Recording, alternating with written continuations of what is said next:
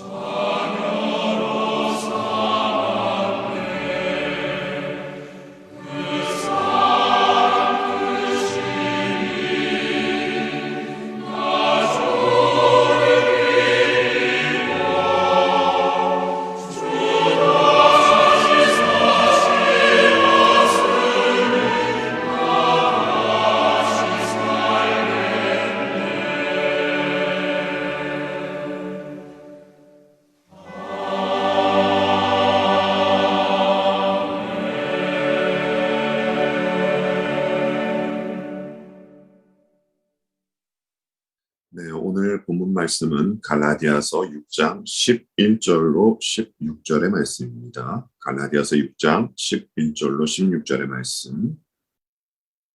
하나님의 말씀입니다. 제가 봉독하겠습니다. 내 손으로 너희에게 이렇게 큰 글자로 쓴 것을 보라. 무릇 육체의 모양을 내려 하는 자들이 억지로 너희에게 할례를 받게 함은 그들이 그리스도의 십자가로 말미암아 박해를 면하려 함뿐이라. 할례를 받은 그들이라도 스스로 율법은 지키지 아니하고 너희에게 할례를 받게 하려 하는 것은 그들이 너희의 육체로 자랑하려 함이라. 그러나 내게는 우리 주 예수 그리스도의 십자가 외에 결코 자랑할 것이 없으니 그리스도로 말미암아 세상이 나를 대하여 십자가에 못 박히고 내가 또한 세상을 대하여 그러하니라. 할례나 무할례가 아무것도 아니로되 오직 새로 지으심을 받은 것만이 중요하니라.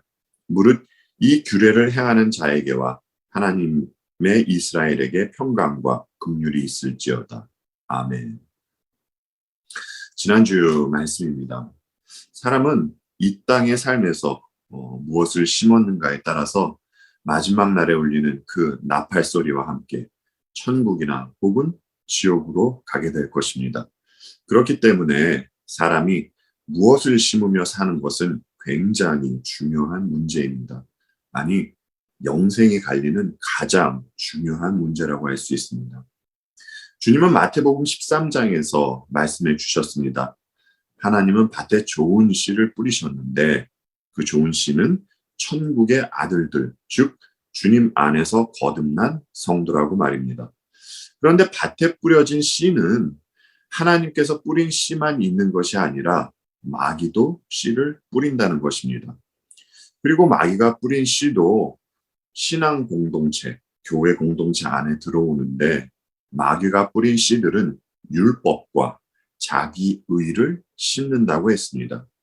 그들도 하나님의 이름도 부르고 종교 생활도 하지만 결국 그 모든 것은 하나님을 위해서가 아닌 자기 자신을 위해서 하는 일이라 말씀을 드렸습니다.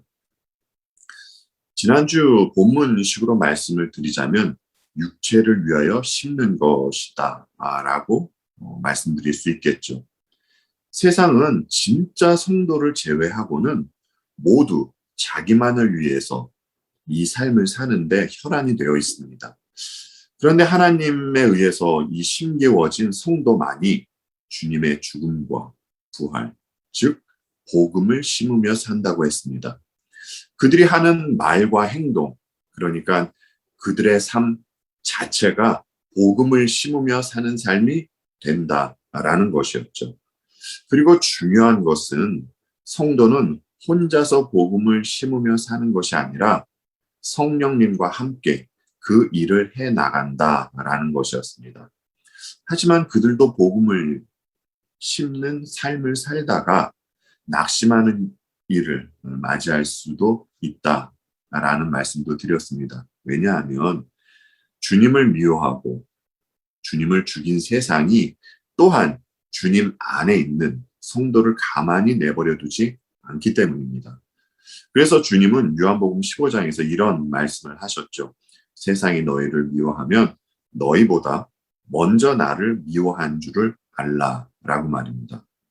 성경은 분명히 말씀하십니다. 사람이 심는 대로 거둔다고 말입니다. 그러나 성도가 심은 것을 이 생에서는 거두지 못하고 눈을 감을 수도 있습니다. 아브라함이나 다른 믿음의 인물들과 같이 말입니다. 주님은 세상에 성도라는 씨를 뿌리기 위해서 갈보리 십자가에 달리셨습니다. 그 씨들은 자신이 십자가를 지고 주님을 따릅니다. 그리고 그들은 세상에서 작은 죽음을 경험하게 되죠. 성도가 심는 것은 주님 안에서 자신의 죽음을 심는 것입니다.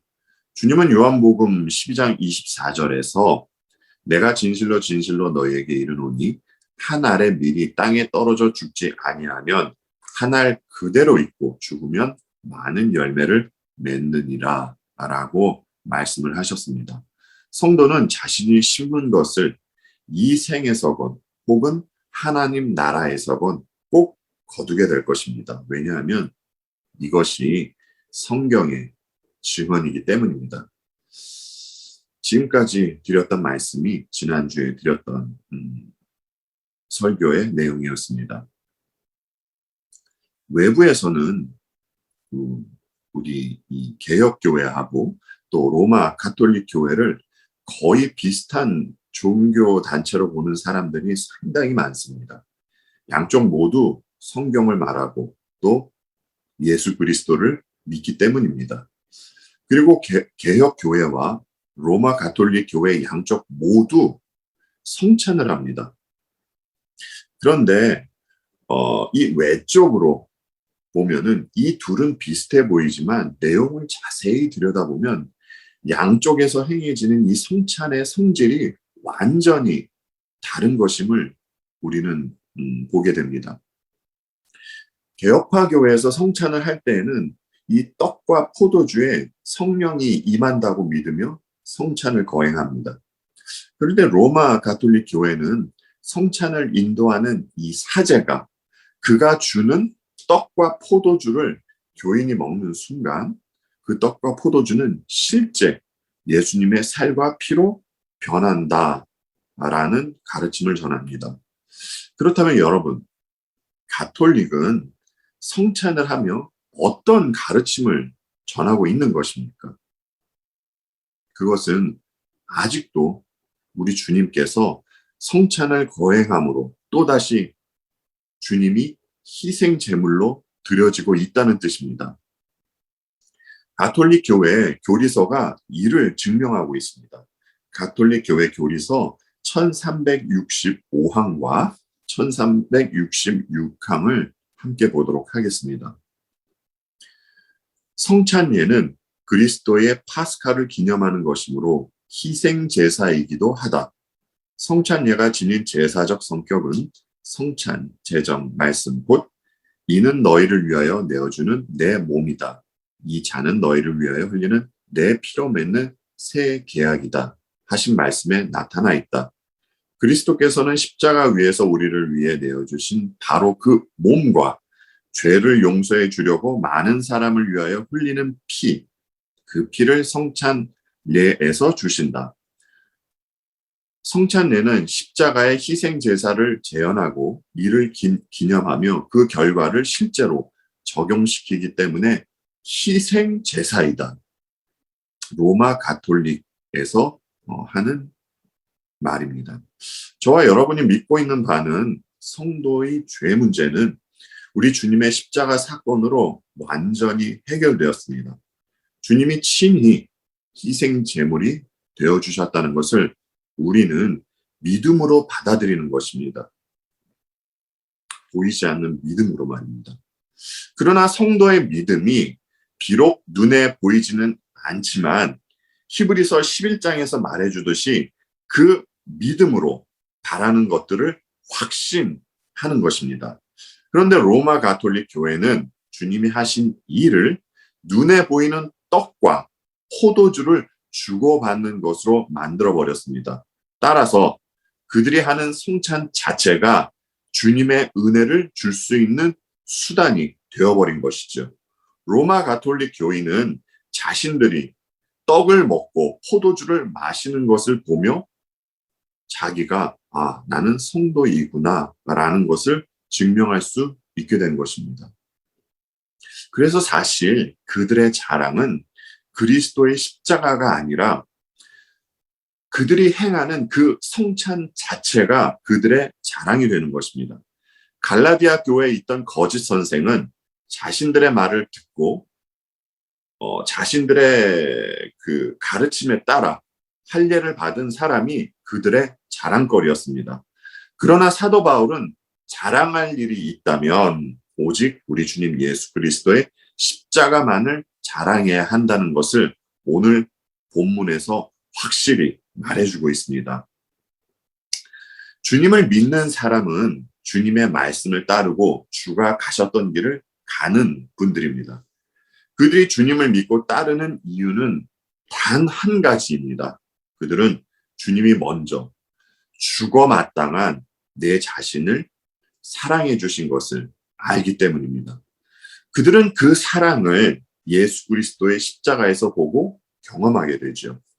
그래서 그들은 십자가를 전하는 삶을 살게 됩니다. 여러분, 그들이 어떻게 십자가에서 주님의 사랑을 보고 그 십자가를 전하는 삶을 살게 됩니까? 그들은 자신의 끔찍하고 무서운 죄를 봤기 때문입니다. 자기 자신 안에 그 죄가 있다라는 것을 알기 때문입니다. 그리고 그 죄 때문에 하나님이신 그분께서 하나님이신 그분이 죄인과 같은 모습으로 오셨다라는 것을 그들은 알았기 때문입니다. 그래서 그들이 십자가를 전하게 되는 것입니다. 그런데 문제는 그들이 우리 주님 예수 그리스도의 십자가를 전할 때에 크고 작은 박해가 따른다는 것입니다. 여러분, 예수님 당시에 제자들을 보십시오. 주님이 십자가를 지시기 전에 제자들에게는 큰 박해가 없었습니다. 그래서 아무런 근심 걱정이 없는 제자들은 서로 누가 더 큰 사람이냐라는 것으로 다투는 모습까지 보이곤 했습니다. 그런데 훗날 그들이 주님의 십자가 사건을 경험하고 또 십자가를 전하면서 그때야 비로소 그들에게는 핍박이 가해지게 됩니다. 그들 중에 어떤 분은 칼에 맞아 죽기도 하고 또 어떤 분은 십자가에 거꾸로 매달려 죽기도 하는 일이 생기게 되었습니다. 갈라디아서를 쓰신 사도 바울도 마찬가지입니다. 그가 율법을 전했을 때는 아무런 박해가 없었습니다. 오히려 그가 주님의 십자가를 전하는 이들을 핍박하고 다녔었죠. 그러나 그가 다메섹에서 주님을 만난 후로 십자가를 전하자 바울이 전에 다른 사람에게 했던 박해가 그대로 자기 자신에게 돌아오게 되었습니다. 왜 그렇습니까? 계속 드리는 말씀입니다만 주님의 십자가는 사람에게 있는 구원의 근거를 모두 아니라고 부정하기 때문입니다. 저와 여러분이 이 사실을 항상 염두에 두고 신앙생활을 해야 할 줄 압니다. 그래야 신앙생활을 하면서 이런저런 일을 당할 때 당황하지 않게 됩니다. 십자가는 먼저 우리 안에서 일을 합니다. 우리 자신을 못 박아야만 하는 일을 하게 하지요. 2000년 전에 주께서 갈보리에서 하신 일이 오늘을 살아가는 성도 내면에 반드시 영향을 주게 됩니다. 그리고 주님의 십자가를 전했을 때 외부로부터도 작은 박해를 받게 되는 것입니다. 이는 당연한 것이라고 성경은 증언하고 있는 것이죠. 그래서 성도는 이 땅에서 반드시 인내하며 살아야 하는 것입니다. 그런데 오늘의 본문 12절 말씀에 이런 말씀이 있습니다. 무릇 육체의 모양을 내려 하는 자들이 억지로 너희에게 할례를 받게 함은 그들이 그리스도의 십자가로 말미암아 박해를 면하려 함뿐이라 라고 말입니다. 우리가 계속해서 살펴보았듯이 사탄은 사람에게 복음을 믿지 말라 그렇게 하지는 않습니다. 복음을 믿되 그것으로는 부족하니 자기의 행위를 더하라고 유혹하는 말을 하지요. 그런데 이 유혹이 이 죄된 사람의 본성에 딱 맞는 것입니다. 여러분, 오해는 하지 말고 들어주시기 바랍니다. 사람이 사회에 헌신하고 봉사하는 것, 그리고 남을 구제하는 것, 또 말씀에 관심을 갖고 말씀을 묵상하는 것, 이러한 것은 너무나 귀하고 성도에게 나와야 하는 모습입니다. 오늘날은 성도에게 이런 모습이 나오지 않아서 그것이 문제이죠. 그러나 자신이 복음만을 믿는 것으로 좀 뭔가가 부족한 것 같아서 그래서 불안한 마음이 생겨서 이런 행위를 하는 것이라면 이것은 반드시 사탄이 주는 생각이 맞을 것입니다. 성도에게 있어서 본질은 오직 한 가지, 복음밖에 없습니다. 그 외의 것은 모두 비본질적인 것입니다. 성도의 행위는 본질 때문에 자연스럽게 나오는 행위여야만 합니다. 그런데 오늘날은 이 비본질적인 것을 열심히 해야 하나님으로부터 복을 받는다고 가르칩니다. 여러분, 다시 한번 말씀드리지만 성도가 받는 구원 외에 또 다른 축복은 없습니다. 이 말을 다른 측면으로 말씀을 드리자면 성도가 받는 가장 큰 선물은 예수 그리스도 자신이라는 것입니다. 그리스도와 견줄 만한 선물은 이 세상 그 어디에도 없습니다. 정말이지 성도는 반드시 분별하면서 살아야 합니다. 사탄은 성도에게 또 말을 건넵니다.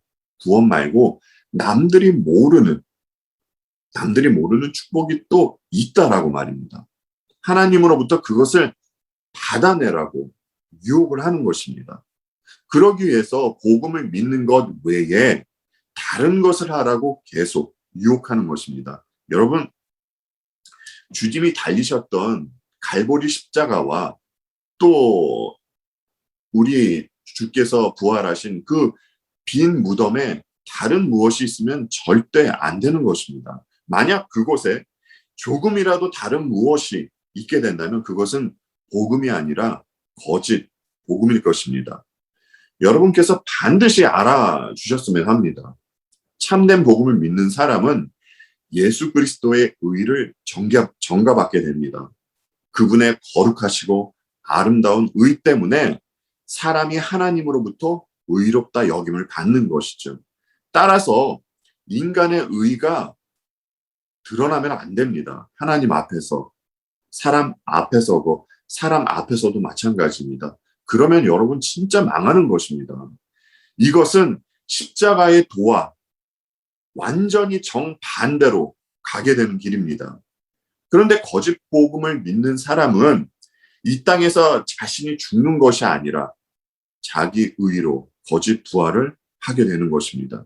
자신이 드러나고 자신이 높아지는 것이 삶의 목적이 되는 것이죠.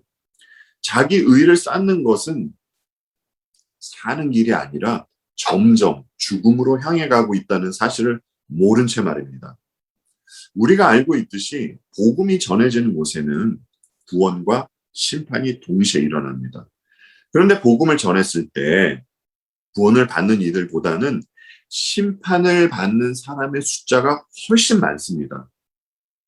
예수님 당시에도 다른 사람이 아닌 예수님께서 복음을 전하셨을 때 그 복음의 메시지를 듣고 믿는 사람보다는 믿지 않던 사람이 대다수였습니다.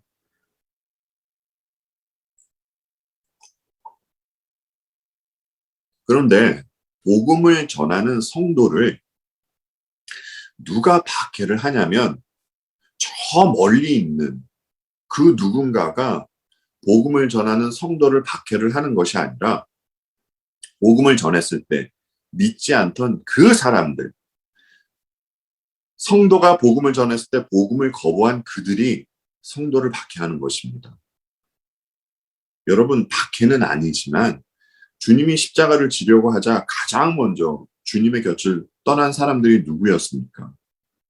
가장 가까이 있었던 제자들이었습니다.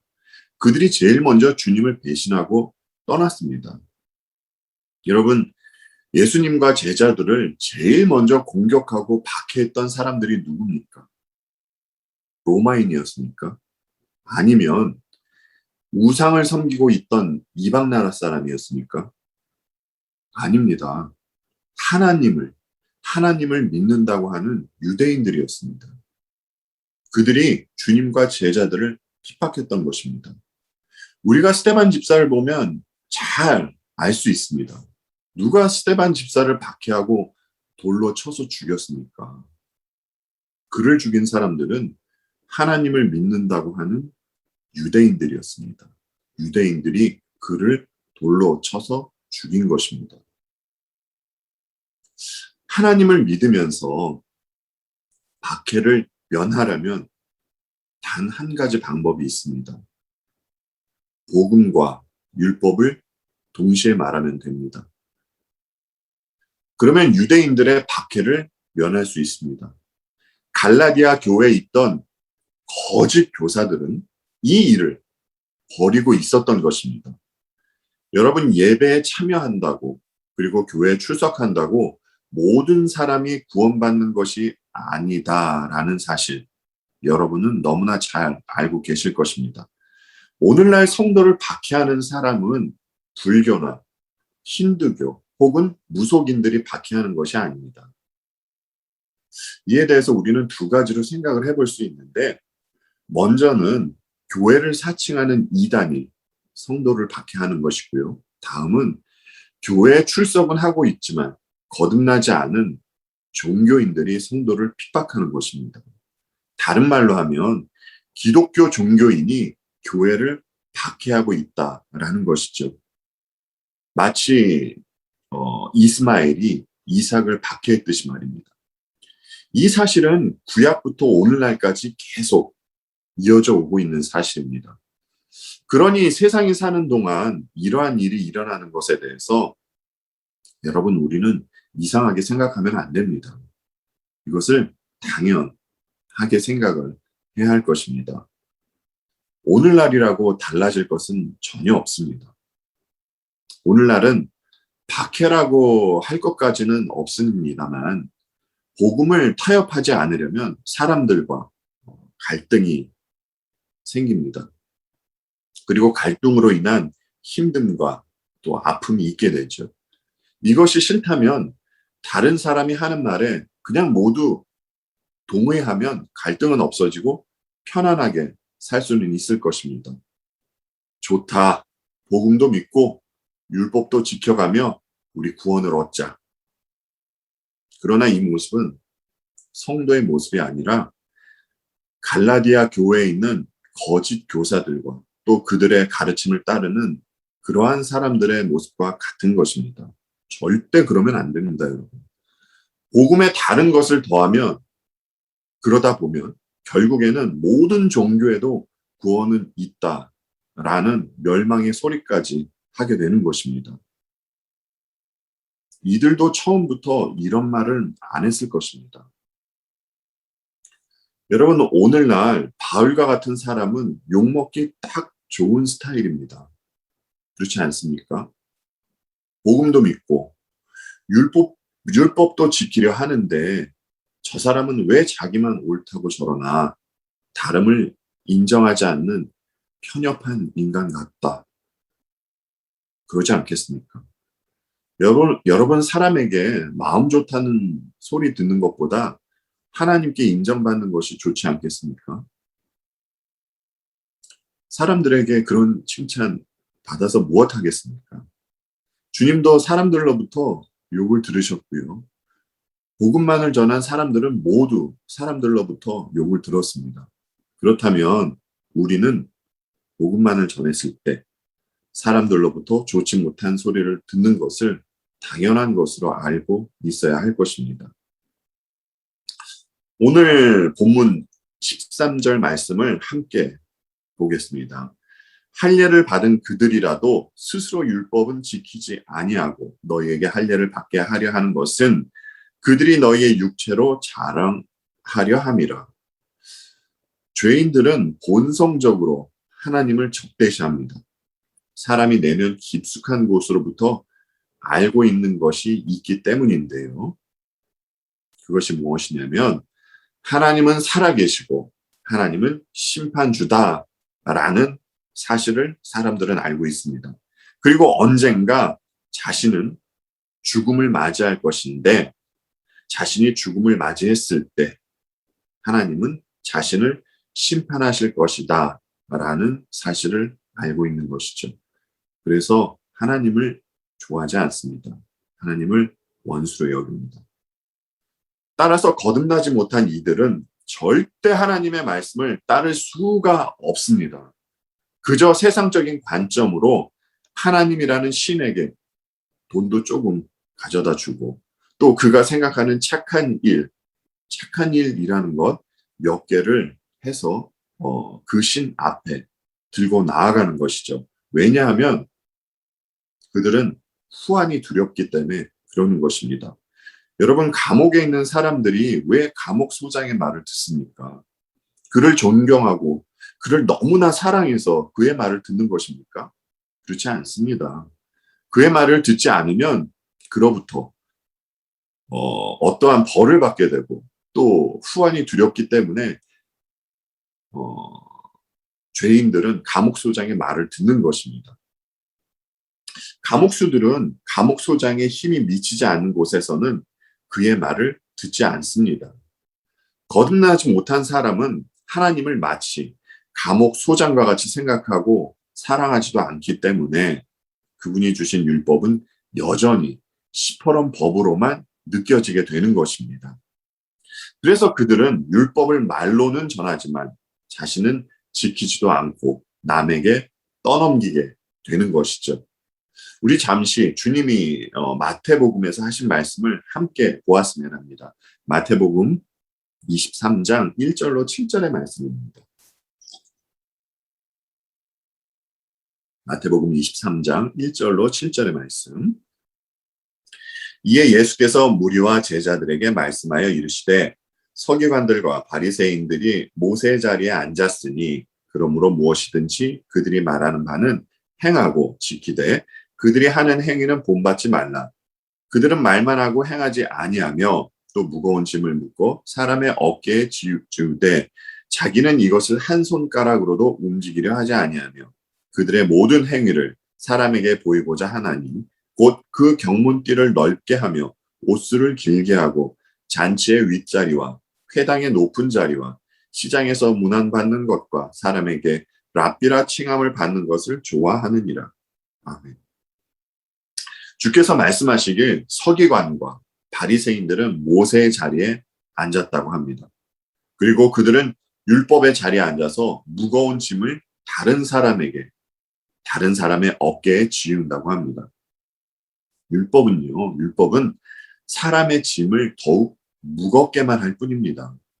그러나 율법과 대조적으로 복음을 전하고 있는 사도 바울은 갈라디아서 6장 초반부에 그런 말씀을 하지 않으셨습니까? 서로의 짐을 져주라고 말입니다. 복음은 상대방의 짐마저 함께 져줄 수 있는 능력이 있다라는 것이죠. 여러분, 주께서 말씀하신 이 서기관들과 바리새인들의 특징을 한번 유심히 한번 봐보십시오. 그들은 말만 하고 행하지는 않는다고 합니다. 그리고 다른 사람을 힘들게 만듭니다. 그러면서 자신들은 높은 자리에 앉아서 사람들에게 대접은 받고 싶어 합니다. 여러분, 이들에게 왜 이런 모습이 나타납니까? 이유는 한 가지입니다. 사실 이들은 하나님을 사랑하지 않고 자신을 사랑하기 때문에 그분이 주신 말씀이 싫고 부담이 가는 것입니다.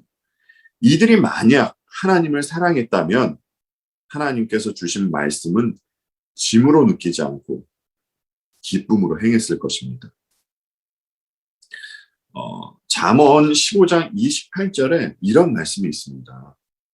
의인의 마음은 대답할 말을 깊이 생각하지만 악인의 입은 악한 말을 쏟아낸다라고 말입니다.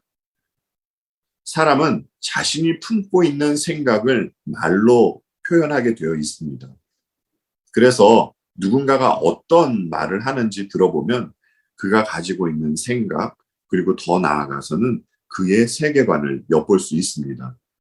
주님도 선한 사람은 마음에 쌓은 선에서 선을 내고 또 악한 자는 그 쌓은 악에서 악을 내나니 이는 마음에 가득한 것을 입으로 말한다 라는 말씀을 하셨었죠. 사람의 마음에 무엇이 있든지 그리고 그가 어떤 사람인지 알아보려면 그가 하는 말을 들어보면 알 수 있습니다. 사람은 자신이 가치를 두고 있는 것을 말하게 되어 있습니다. 돈에 가치를 두고 있으면 돈을 말하고 또 건강에 가치를 두고 있는 분들은 건강을 말합니다. 갈라디아에 있는 거짓 선생들은 자신들이 전한 메시지를 듣고 할례를 행한 사람의 가치를 두었습니다.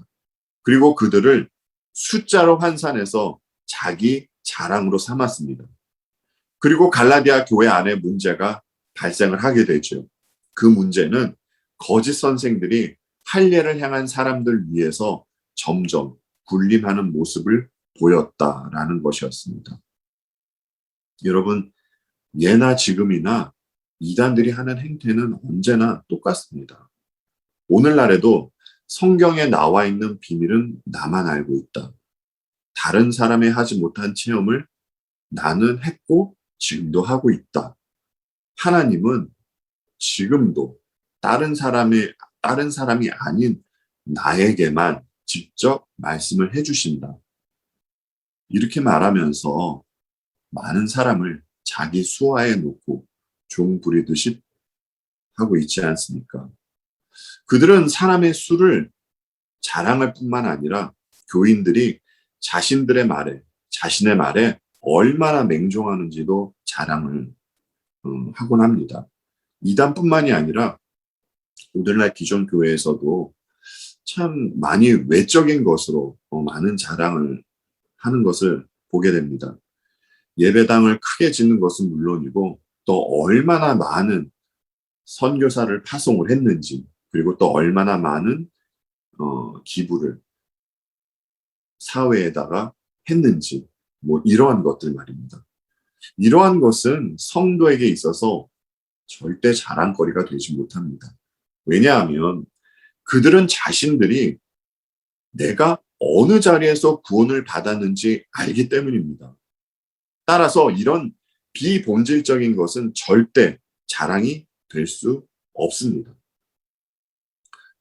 오늘 본문 14절 말씀을 보겠습니다. 그러나 내게는 우리 주 예수 그리스도의 십자가 외에 결코 자랑할 것이 없으니 그리스도로 말미암아 세상이 나를 대하여 십자가에 못 박히고 내가 또한 세상을 대하여 그러하니라. 아멘. 어떤 가상의 인물을 한번 그려보도록 하겠습니다.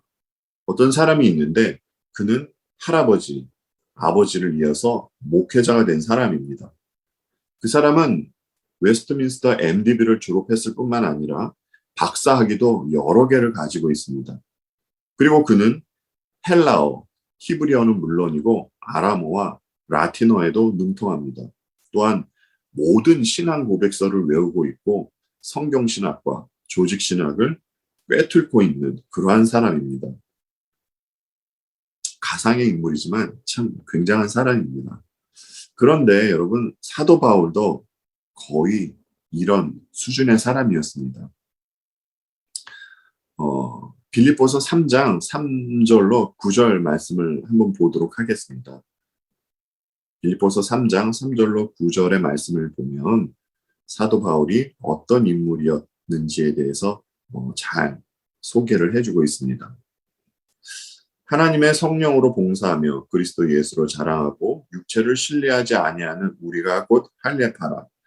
그러나 나도 육체를 신뢰할 만하며 만일 누구든지 다른 이가 육체를 신뢰할 것이 있는 줄로 생각하면 나는 더욱 그러하리니 나는 8일 만에 할례를 받고 이스라엘 족속이요 베냐민 지파요 히브리인 중에 히브리인이요 율법으로는 바리새인이요 열심으로는 교회를 박해하고 율법의 의로는 흠이 없는 자라.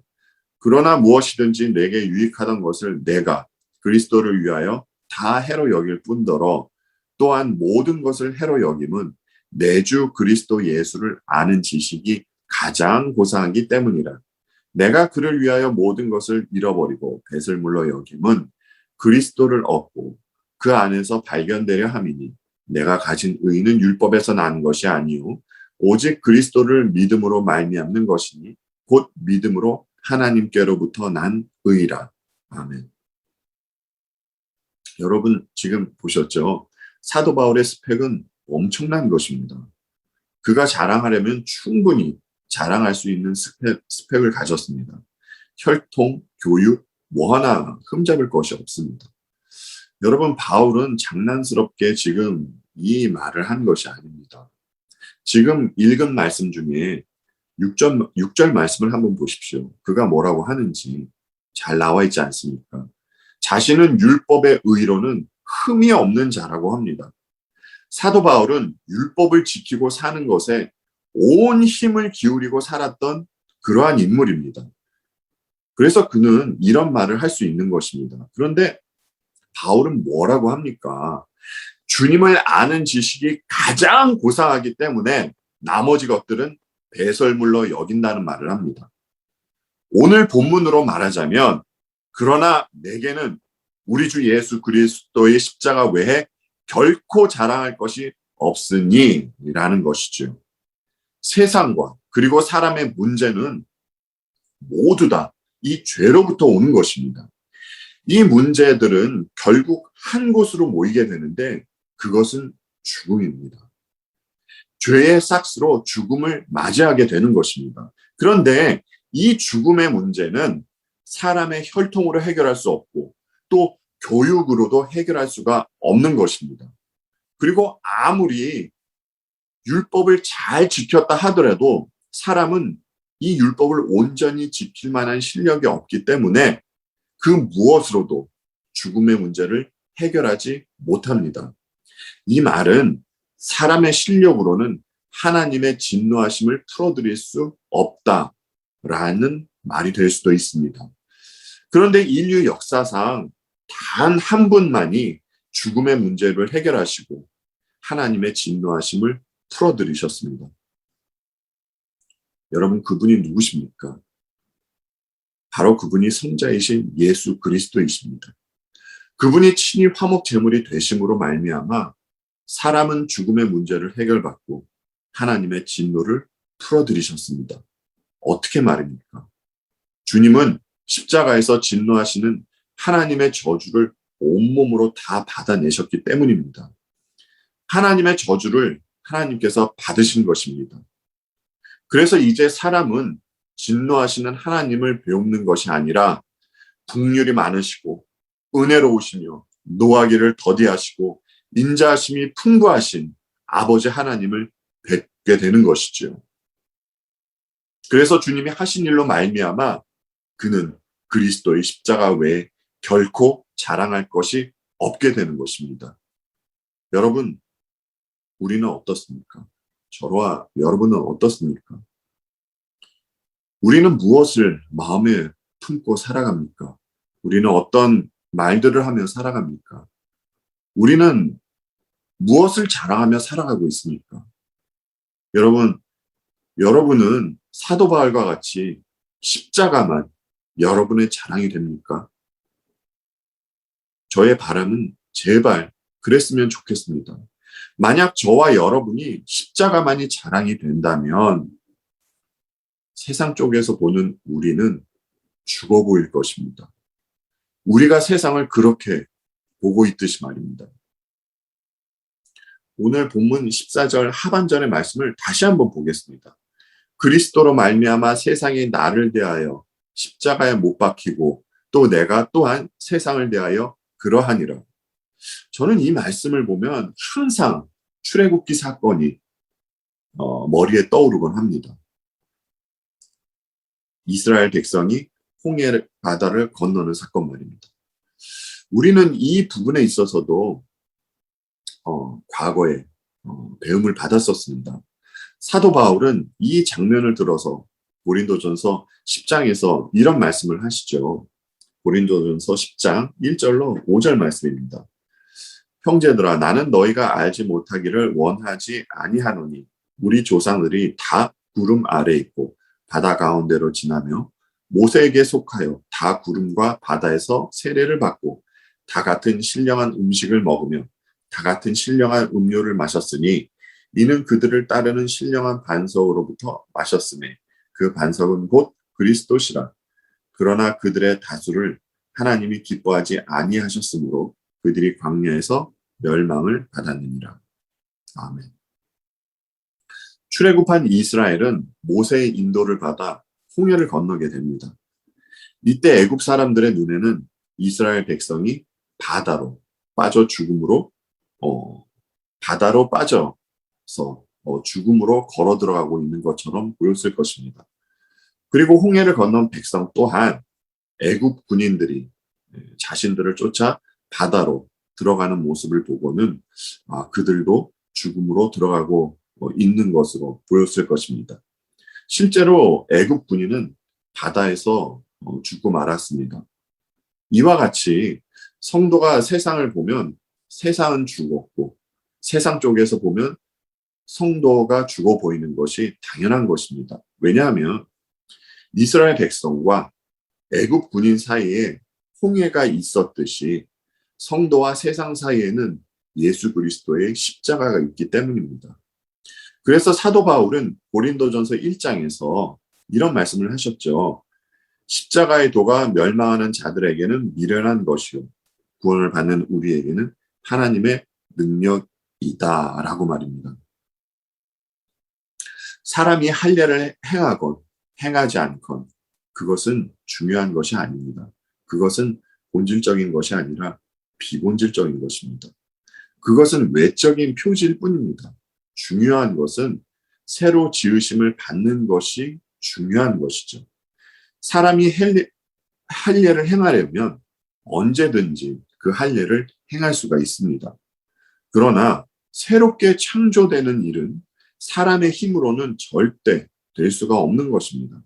오직 하나님께서 해주셔야만 가능한 일인 것이죠. 하나님께서 이스라엘을 택하셔서 이스라엘 백성이 모사 안에서 홍해를 건넜듯이 하나님께서 창세 전에 성도를 택하여 주셨기 때문에 주님이 십자가에서 죽고 부활하셨을 때 성도 또한 주님과 함께 죽고 부활을 했습니다. 이 사실이 중요한 것입니다. 조금 전 고린도전서 10장에서 보았듯이 주님 안에서 새로 태어난 이들은 이제 날마다 참된 양식과 참된 음료를 먹으며 살게 됩니다. 여러분, 이 참된 양식과 참된 음료가 무엇이었습니까? 이는 예수님이라고 바울은 소개하고 있습니다. 따라서 사탄의 권세에서 탈출해서 십자가를 통과한 거룩한 무리인 성도는 그리스도께서 십자가에서 찢기신 살과 피를 먹습니다. 이 말은 제가